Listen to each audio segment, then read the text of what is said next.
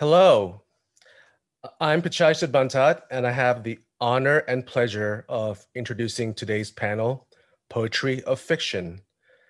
The writers gathered in this panel today have created works that stray across many lines, and in their work, one can find the poetic in its most apparent form, and also as an underlying shape connecting the conjoined twins of fiction and nonfiction. I'm pleased to quickly introduce our writers and then ask them to read some brief excerpts from their work, and we'll follow with some questions before I'll search for questions from the audience. First up, we'll have Carolyn Forché. She has written many books of poetry, and most recently, In the Lateness of the World, a copy of which I have with me. And her memoir, What You Have Heard Is True, was a finalist for the 2019 National Book Award. So Carolyn's going to do a quick reading. Thank you, Pitchaya. I'm honored to be here. Two poems from the beginning of the new book. Museum of Stones. These are your stones, assembled in matchbox and tin, collected from roadside, culvert and viaduct, battlefield, threshing floor, basilica, abattoir. Stones loosened by tanks in the streets, from a city whose earliest map was drawn in ink on linen. Schoolyard stones in the hand of a corpse. Pebble from Baudelaire's We. Stone of the mind within us carried from one silence to another. Stone of cromlech and cairn, schist and shale, hornblende, agate, marble, millstones, ruins of choirs and shipyards, chalk, marl, mudstone from temples and tombs. Stone from the silvery grass near the scaffold. Stone from the tunnel, lined with bones. Lava of a city's entombment. Stones chipped from lighthouse, cell wall, scriptorium, paving stones from the hands of those who rose against the army. Stones where the bells had fallen, where the bridges were blown. Those that had flown through windows, weighted petitions, feldspar, rose quartz, blue schist, Nice and Chert. Fragments of an abbey at dusk. Sandstone toe of a Buddha, mortared at Bamyan. Stone from the hill of three crosses and a crypt, from a chimney where storks cried like human children, stones newly fallen from stars, a stillness of stones, a heart, altar and boundary stone, marker and vessel, first cast, load and hail. Bridge stones and others to pave and shut up with, stone apple, stone basil, beech berry, stone break.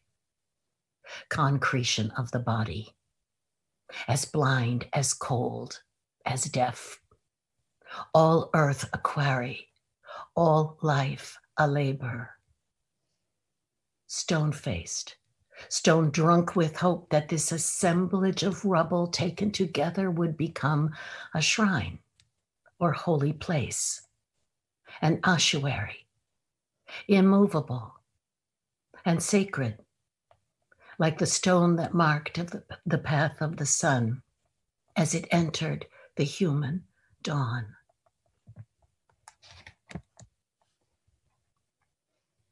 This is a poem about a Syrian man that I knew from Homs, Syria. The Boatman.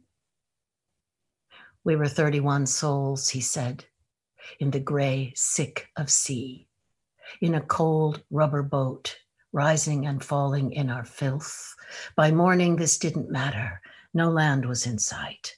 All were soaked to the bone, living and dead. We could still float, we said, from war to war. What lay behind us but ruins of stone, piled on ruins of stone. City called Mother of the Poor, surrounded by fields of cotton and millet. City of jewelers and cloak makers, with the oldest church in Christendom and the sword of Allah. If anyone remains there now, they would be utterly alone. There is a hotel named for it in Rome, 200 meters from the Piazza di Spagna, where you can have breakfast under the portraits of film stars. There, the staff cannot do enough for you. But I am talking nonsense again, as I have since that night we fetched a child, not ours, from the sea, drifting face down in a life vest, its eyes taken by fish or the birds above us. After that, Aleppo went up in smoke, and Raqqa came under a rain of leaflets warning everyone to go. Leave, yes, but go where? We lived through the Americans and Russians, through Americans again, many nights of death from the clouds, mornings surprised to be waking from the sleep of death, still unburied and alive, with no safe place. Leave, yes, we'll obey the leaflets, but go where? To the sea, to be eaten? To the shores of Europe, to be caged? To Camp Misery and Camp Remain Here? I ask you then where? You tell me you are a poet. If so, our destination is the same. I find myself now the boatman, driving a taxi at the end of the world. I will see that you arrive safely, my friend. I will get you there. Thank you, Carolyn. Next up, we'll have Yusef Komunyakaa. Let's see. Yusef, I'm trying to find your bio on one of the many screens that I have open. Yusef Komunyaka's poetry books include Neon Vernacular, which won the Pulitzer Prize, and most recently, The Emperor of Water Clocks. His prose can be found in the collection Blue Notes. Go ahead, Yusef. Thanks a lot. Rock me mercy. The river stones are listening because we have something to say. The trees lean closer today. The singing in the electrical woods have gone dumb. It looks like rain because it is too warm to snow. Guardian angels, wherever you are hiding, we know you can't be everywhere at once. Have you corralled all the pretty wild horses? The memory of ants asleep and daylilies, roses, holly, larkspur. The magpies gaze at us, still waiting. River stones are listening, but all we can say now is, mercy, please rock me.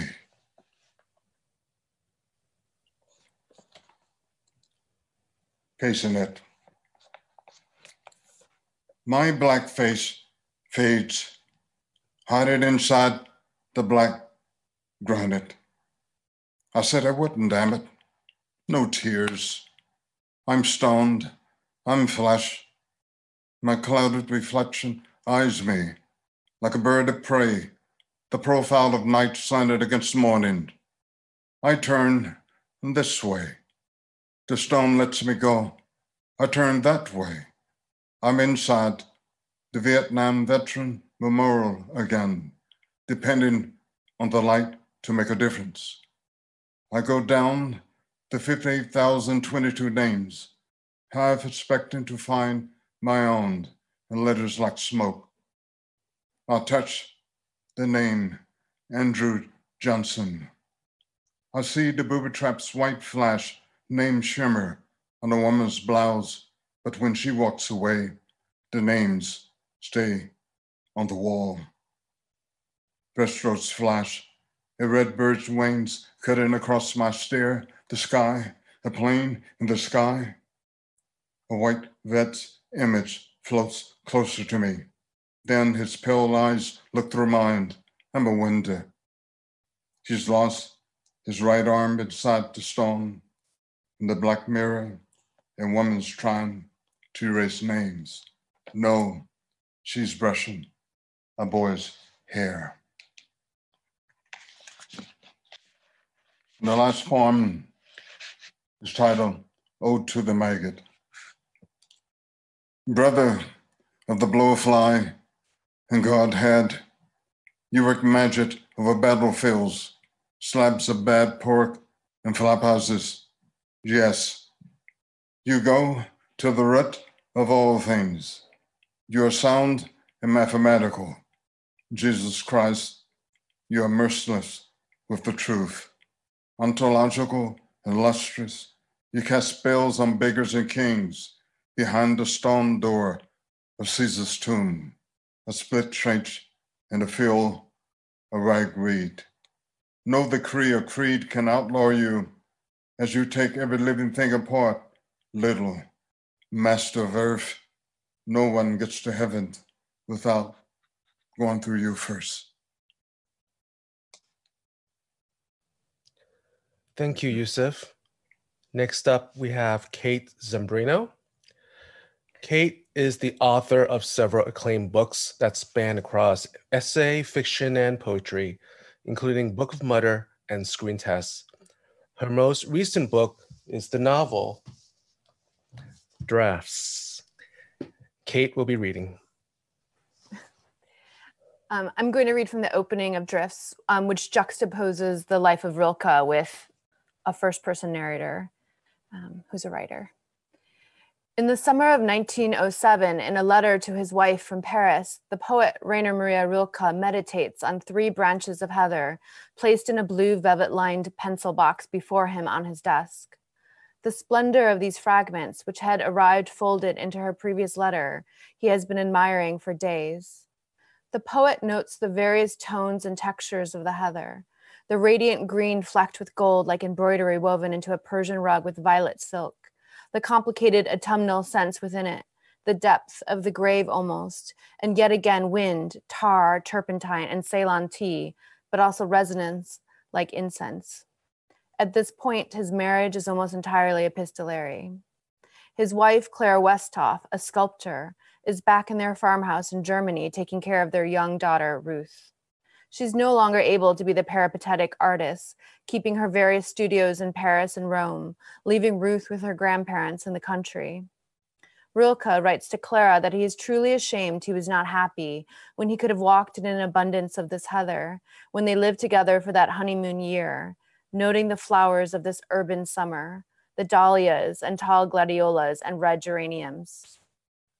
It is in these letters that he attempts a prose like the weather he details, language he will lift for his novel that will take him close to a decade to write. To see and to work, he writes to Clara, how different they are. It is in this letter, reflecting on the fragments of heather he had failed to observe when they are waving in fields before him, that Rilke delivers his insight into the impossibility of the day and its relationship to writing. One lives so badly because one always comes into the present unfinished, unable, distracted. In the summer of 2015, I was supposed to be at work on Drifts, a book I had been under contract for almost as long as I had lived in this city, renting the first floor of a shabby Victorian house in a tree-lined neighborhood so remote it was almost a suburb. The title of the book came from a feeling, and I wanted to write through this feeling. What I really wanted to write was my present tense, which seemed impossible. How can a paragraph be a day, or a day a paragraph?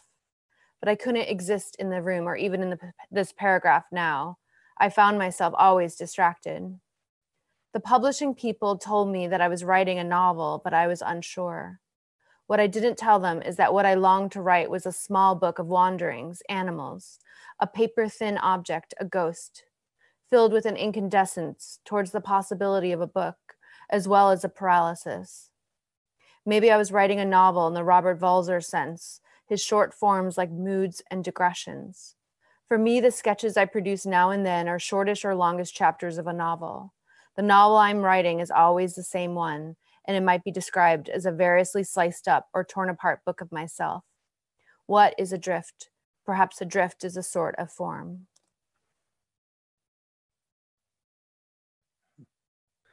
Thank you, Kate.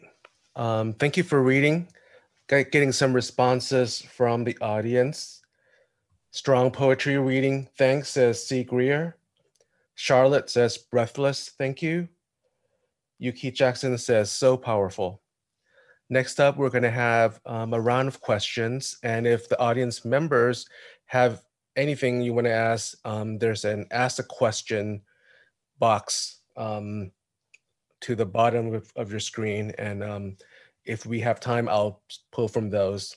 But first, I wanted to start with Carolyn.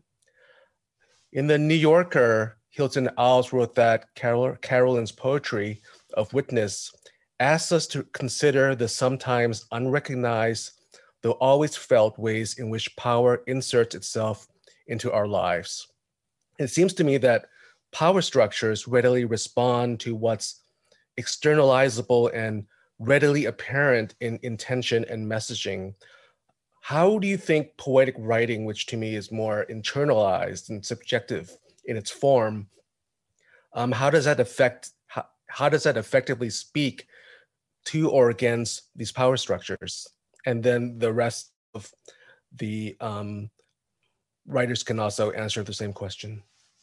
Thank you, Pitchaya, for that question, which is a very difficult question to answer, but in my view, power structures evolve to maintain themselves.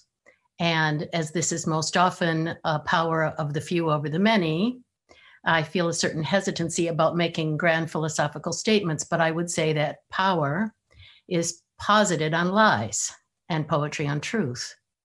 Domination necessitates deploying a language of obfuscation and of falsification, a language that distorts, a language that keeps secrets, a language that disguises its intentions, and a language that I think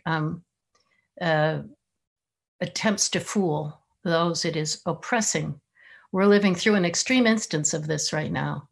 And I think the assault on our language in this moment is so extreme that it is actually exposed to the underpinnings of the power structure itself, as well as the extent of the power structure's reliance on racism, xenophobia, classism, and misogyny. Poetry vivifies language. It is precise and memorable, and it's expressive of complexity, and it's rooted in an ancient practice, and it's the source of the creation of language. That's why poetry can not only speak to power, but in my view, it can weaken it, and that is why poets have always been jailed by despots. Yeah, I find that very true, and it might be the reason why poetry has been cleaved from being the dominant way of our storytelling. It is too powerful. Kate and Yusef, do you have any thoughts on that? Well, I would like to say that poetry also deals with mystery as such and invites the reader or the listener in as co-creator of meaning. And that gives a certain power to each of us as such.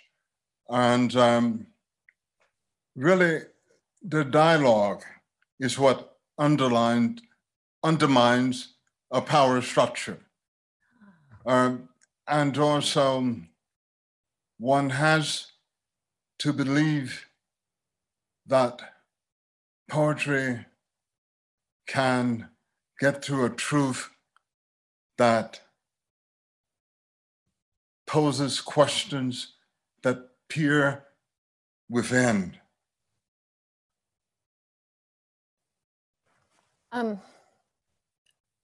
I was just thinking, because I mentioned Robert Volzer and in the reading I just did, that I was thinking about in terms of poetic prose or poetic fiction, how much he often wrote from the position of the servant class or the position of the worker. And he wrote this like small kind of humiliated consciousness. And that was in a way taking power back from these oppressive structures. That writing of consciousness, of a poetic consciousness, even in its smallness, is a way of writing subjectivity, which is essentially, I think, giving power to the small, to the smallness of of everyday consciousness. Yeah, and that specificity of the individual is very powerful. And it's also, I think, partly why you see a lot of obfuscating language that has no subject, often in the way that power speaks to people. I'm gonna, next question will be for Yusuf. And then the other writers can also answer as well. Yusuf, in an interview, you once said that languages are the first music and the body is a great amplifier. You said, I feel the pieces cover and flow together to create a more complete whole reality. So I like to talk about musicality in writing and how different forms allow for their own elasticities and flexibility with rhythm and pacing, and how much room they can play with the sense and the details.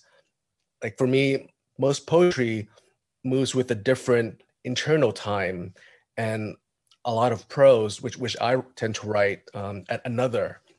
So what's your approach to the tension between the lyrical and the narrative in the different forms?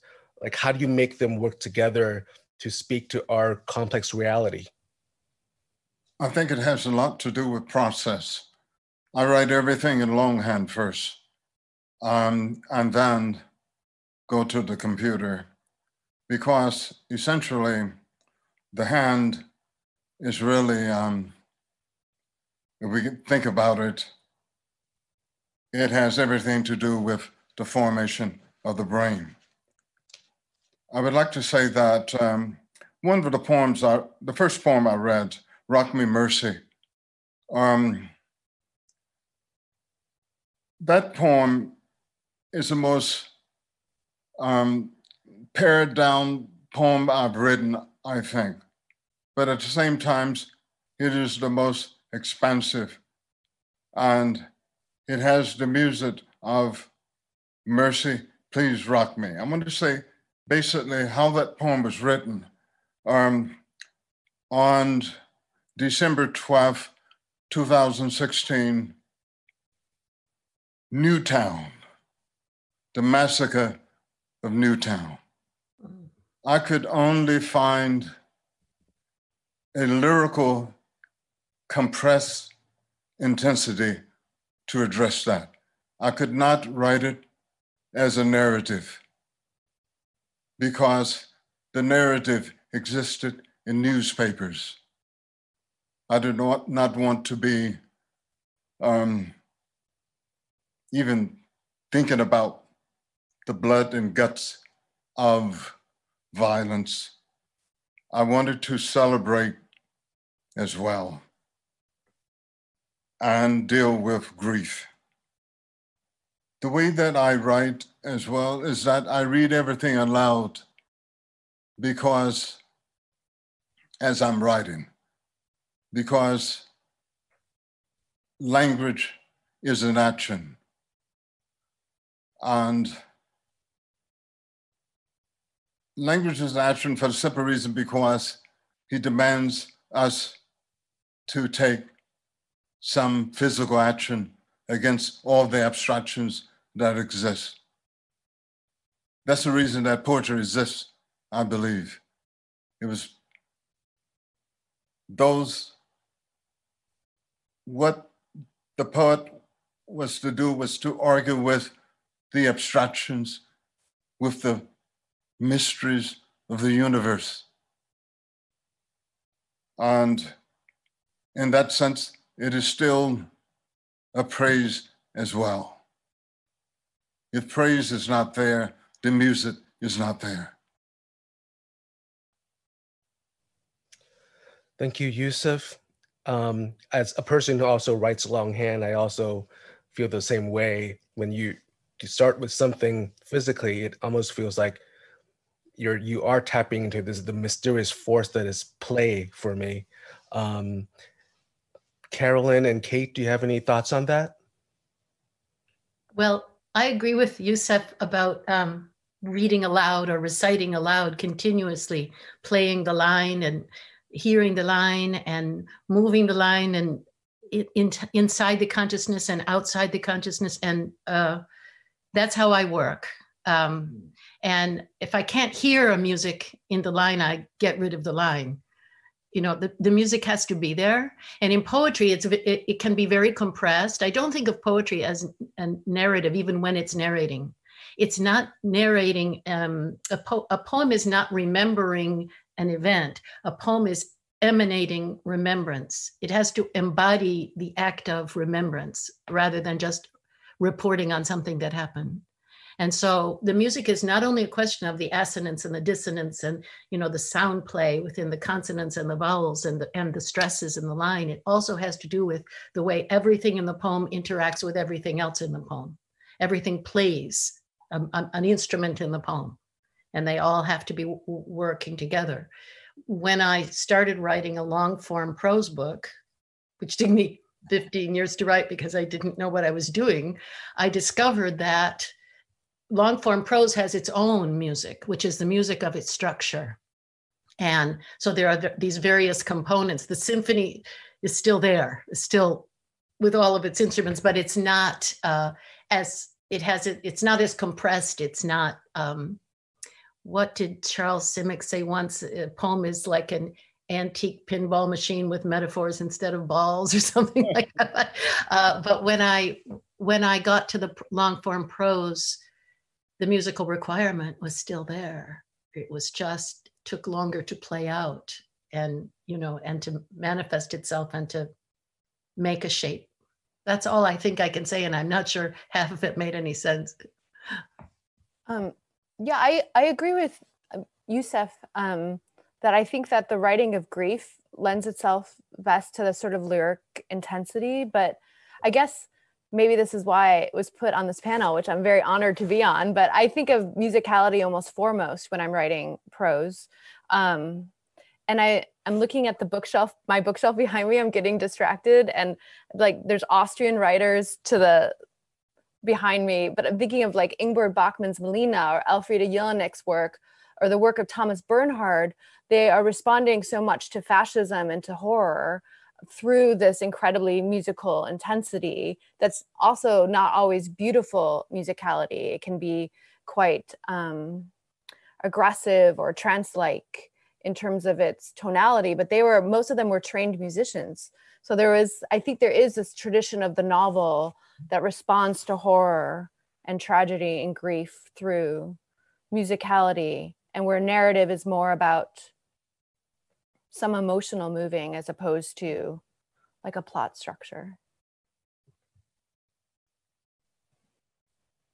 Yeah, it's I don't write poetry, but I do find writing the novel to be for me it's almost an orchestral sense in many ways, where you have like different movements and they kind of respond to one another, which is how I imagine poetry to be doing on a more concentrated scale. Then we have another question. This one's for Kate. Let's see. Kate, in your recent book, Drifts, you pulled from your own autobiography, a fictionalized biography of Rilke, even photos of your dog, to piece together this meditative narrative on the struggle of making art and maybe even existing as a person in the current society that we live in now. How do you negotiate with what the outside world seems to want of your writing? And does that affect the forms that you choose? And, you know, it's like your art and your pragmatic survival, like how do you bring those to peaceable terms? And the same will also for Carolyn and Yusef. I've been thinking about that a lot, actually. I'm on, I just had a baby 6 weeks ago, and I'm like teaching in various places without maternity leave, and just thinking about like time and writing, and how writing is time. And writing requires time, writing requires space. And I think the act of writing a longer work is a performance of time, is an act of time. And I was just thinking about capitalism and its relationship to patriarchy, to race-based oppression, gender oppression, how capitalism just sucks up time. Like capitalism desires time, and how writing can happen in the cracks of that. But it's difficult. But I like thinking also about the forms that can emerge from that. Not thinking about myself, but thinking historically, what can be written quickly, what can be written in the moments of the day. Perhaps that's why I don't really identify as a novelist, or it's a little unsure whether I wrote a novel, because I do identify with this idea of forms that come out of exhaustion, that come out of the day, that come out of kind of taking power back or responding to precarity. And I think those forms are perhaps necessarily fragmented, but there's also an intense beauty to them. Yeah, for writers, it's all about time, which we sadly don't have enough of. Yusef and Carolyn, you have any thoughts on that? Well, for myself, I like to surprise myself, and usually I'm writing on 3 different things. That's the way I would like to say it, I see it almost like a physical object as such, because I'm going back to principles of carpentry, the making of something. I like to be able to laugh as well. And the reason for that is that surprise makes me go to a place that I didn't think I would go to, or it wasn't planned. So in that sense, the structure demands a certain kind of elastic precision. You can pull it this way or that way, and still yet it has form. Form to fit the heart, the body, and the soul into.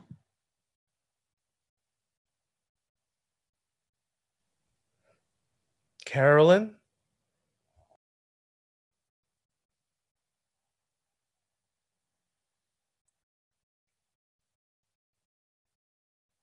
I had muted myself. Sorry. It's so eloquent, both of you. When I think about the management of time, I think about Kate's right. Capitalism colonizes our time. And it's very difficult, especially to write long form prose, which requires that you go down the rabbit hole and stay there, and you live in the book and you don't interrupt the book.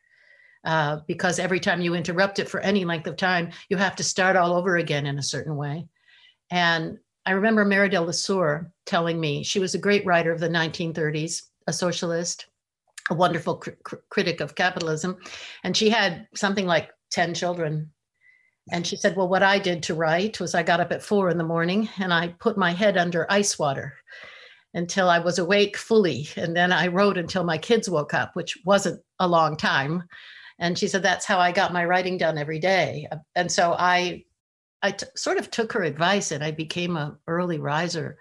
I write in the dark, and I'm usually done by the time, most people are up and around. It makes me completely fall asleep all day long and into the night. But in that way, it's a very practical answer to the question. And it isn't as poetic and philosophical as Yusef's answer, but I think what we have to do is we have to guard the sacredness of the time that we give to our work, our own work, whatever else that takes. And we won't be able to do otherwise anyway. If you have to write, you have to write. I used to write when I was a young mother, standing in line at the grocery store, I would write anywhere. And it was the only way I could do it, since I grew up in a very large family, 7 children. I was used to chaos and noise, and so I can write through all kinds of distraction, which is another benefit. I love that marital Lesueur. I love her. I love that anecdote. Yeah, I think that when I had my first child, a friend said that motherhood is already a Eulipin constraint. Like, it's already a constraint. So can you write within that constraint? Okay. Next, locking himself up in a closet. Maybe that's one way. I suppose I'm thinking about space more than time, though. Yeah. They are related in many ways. See, we have about 10 minutes left, and looking at the questions from the audience, I'm just going to start off with the first one in chronological order. See, Anna wanted to ask Carolyn if she could speak to what it's like to be a poet writing about people and traumatic events and experiences that aren't necessarily ones that are her own. Is this tricky or complicated? How does she understand this? Also want to say that thank you for the poem she read. It was devastating and powerful. I have very rarely written poems that were other than about my own experience, but the Boatman is one. And the Boatman gave me his story on condition that I would write it. And I didn't know whether I could fulfill that condition, because I can't will poems into being, and I never know what's going to happen on the page. Happily, it came to the page one day, and I could fulfill what he wanted. But other than that, in including all the work, the writing, poems and prose, that I did on El Salvador, pretty much it comes from my own experience. So I don't have a lot of knowledge about writing inside the consciousness or about the experience of someone else. I've never tried a novel, for instance, and I haven't really done that much. I have a few poems that are written about others, but not very much. I believe in writing from one's own subject position, to have that as a centering consciousness in the work, even when it's a flight of imagination. And I think that helps keep us from falsifying or appropriating the experiences of others. Anyone else? Anyone else want to answer the question? Well, I like the idea of writing from my experience, but also I like to tread on other territories as well, to immerse myself in at least an illusion of authentic presence, and live with it enough to say that it has entered the body and the mind, and perhaps even take a risk of claiming it as my own. Thank you for saying that, Yusef. I think it really needs to be acknowledged as a truth.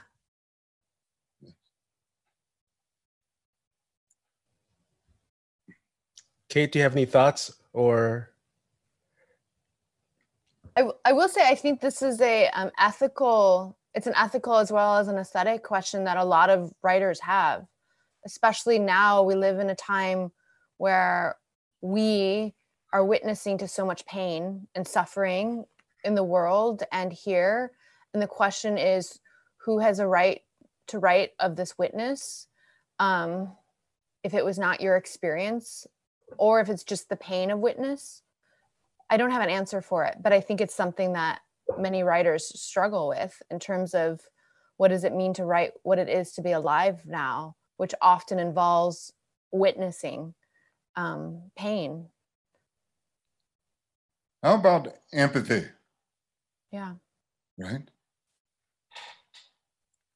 Yeah, there is such a thing as the empathic imagination, Mhm. you know, and I think it's the work of the imagination. Mhm. Yeah. 5 minutes left. So going down to the next question. One of the speakers mentioned the dialogue between the poet and the reader.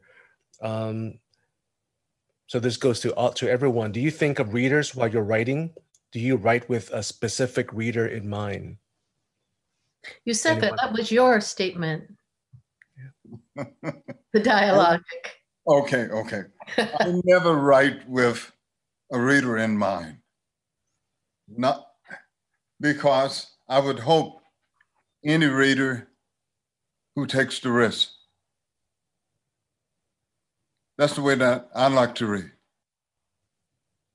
Any and everything. And I don't know if the books are written for me to read, but I would like to take the dare and read them. I have always had a sense that there's this other while I'm writing. And on some level, I'm communicating, not necessarily talking to the other, but communicating to this other. And I think that's whoever becomes the reader eventually. Yeah, there's an intimacy that I try to write to, and thinking about the intimacy of the space of the page and like to have an openness for a reader. But I think that's different than writing for an audience or writing for like but there is this idea of leaving space. There's a beckoning. I think if we narrowly construe what the audience is going to be, we're really in danger of over or underestimating them. Right. You know, you really can't think of it in that abstract terms. Yeah, it would make me so nervous to think of an audience. Yeah. As an only child, I think I just like been like entertaining myself the whole time I write. It's good practice. We write because we're introverts. Let's face it, we write for ourselves first, right? Yeah. Yes. See if there's one more. Do we have time for one more question? Tech folks? Okay, great. What do you do when language fails to describe loss or grief?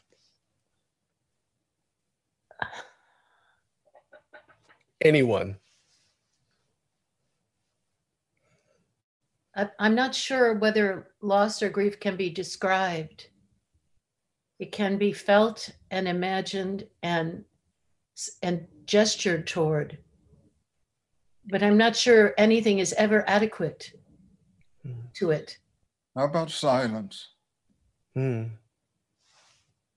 think often, even if the page may be crowded with symbols and what have you, there is a silence that's invited. And it's to embrace, to live with, not to challenge or penetrate, but to grasp and hold. It's amazing.